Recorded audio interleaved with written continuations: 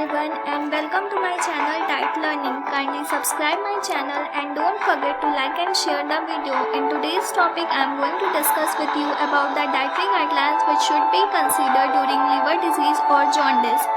I hope you watched the previous video of jaundice in which I described each and everything very clearly.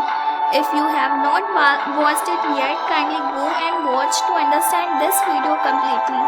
So let's start. Know all about the perfect jaundice diet right here with me. So these are the parameters for diagnosing jaundice. This first column represents the urine sample and this second column represents the blood sample. In hemolytic jaundice, the urobilinogen means excretion of bile in feces and urine will increase. Indirect bilirubin means insoluble form of bilirubin increased and soluble bilirubin is within its normal range. AST and ALT. What does this AST and ALT means? AST means aspartate aminotransferase, which is also known as SGOT, and ALT means alanine aminotransferase, which is also known as SGPT. These are the two enzymes which is secreted by the liver, but this AST is not only found in liver but it is also found in other organs such as heart and muscles as well. This AST test cannot give you the accurate result, so it is always prescribed to test AST and ALT test together. The next one is ALP and GGT. ALP, what does this ALP and GGT means?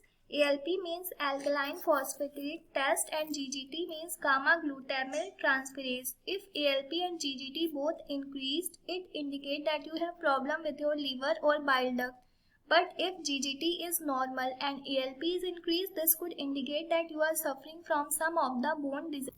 In obstructive jaundice, as I discussed in the previous slide, there is some tumor or cancer inside the bile duct, so there is no proper flow of urine from the body. This urobilinogen will increase and bilirubin is present due to improper excretion of urine. Indirect means insoluble form of bilirubin is normal. Direct bilirubin is increased. Why? Because liver has completed its work, that is converting insoluble form to soluble form of bilirubin, but it cannot be excreted properly. This AST and ALT will either normal or mild increase because liver is doing its work now. ALP and GGT, this ALP and GGT will slightly increase. Last one is hepatocellular jaundice. It means within the liver. In this, the urobilinogen and bilirubin level will be as same as in the obstructive case. Indirect bilirubin increase because liver is unable to function properly.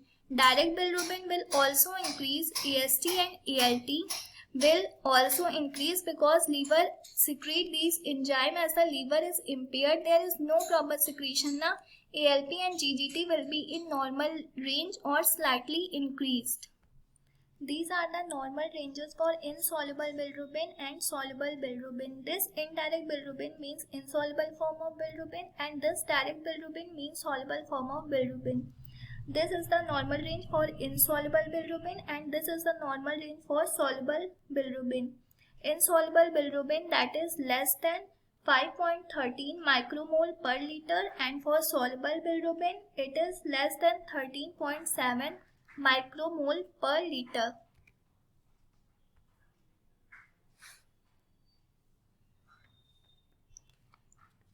So here are the quick tips which should be considered in jaundice. Drink at least 8 glasses of fluids per day. Water and herbal tea are excellent option. Why it is recommended that drink at least 8 glasses of fluid? Because staying hydrated is one of the best way to help the liver recover from jaundice. Water not only helps ease of digestion but it also helps the liver kidney flush out the toxins. Next one is consider adding milk thistle to your routine. You can prepare a fresh tea or eat the seeds as a snack. What does this milk thistle mean? Milk thistle is known to contain a component called silymarin which can repair damaged liver cell, and it is also rich in antioxidants.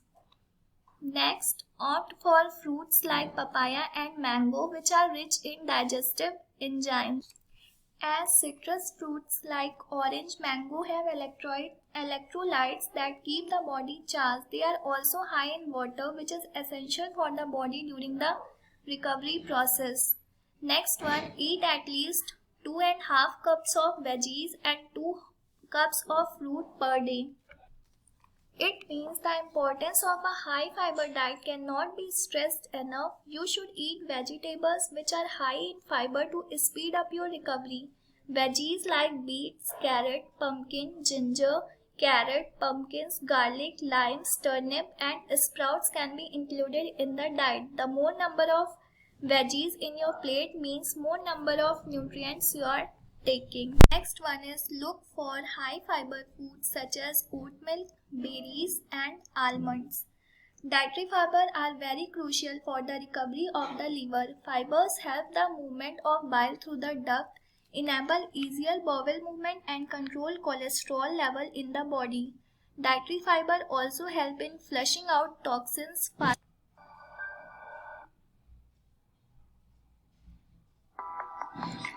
These are the foods that you have to avoid. Alcohol can cause additional damage to your liver, so it's best to avoid it completely. Consumption of alcoholic substance while recovering from jaundice can lead to liver failure. Hence, you must avoid drinking alcohol completely.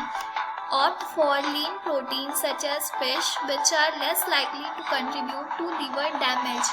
Next, saturated fats like those found in meat are also harder for your liver to process. Red meats have a very high amount of amino acid and fat which can strain the liver, and therefore it should be avoided. Unsaturated fats such as olive oil can be used in moderation. Refined sugar can cause fat build-up in your liver, so opt for foods containing natural sugars. Use agave as a sweetener and look to fruits to satisfy your sweet tooth. Guys, I am including only a basic point in this slide. Next one is reduce your sodium intake by avoiding canned and processed food. Excessive use of salt leads to water retention and liver damage. Avoid salt and substitute it with herbs and garlic powder while in your recovery phase. So the next one is lifestyle modifications to deal with jaundice. You can follow these simple steps after or while suffering from jaundice. First one is get enough sunlight. The rays from the sun help in breaking down bilirubin, the agent causing yellowing of the skin in jaundice patient. The rays not only breaks bilirubin but also provide various vitamins like vitamin D which help to get rid of weak bones and also help in building bones in infant. Take bath with warm water as it helps reduce stress and anxiety caused by jaundice. You may take immersion bath for 10 to 15 minutes in warm water mixed with guys, this lukewarm water will be helpful in relieving the itching which sometimes accompanies jaundice and in the elimination of the bile pigment from the system through the skin and kidneys. Next one is consider taking enough rest. Taking rest is an important factor during jaundice as it relieves the liver from its function for that duration while recovering from jaundice. Take enough bed rest and do not engage in strenuous physical activities. Next one is practice yoga. You can follow these healthy yoga poses for liver diseases. Form like Matsyasana, which is also known as fish pose. This is the Matsyasana pose.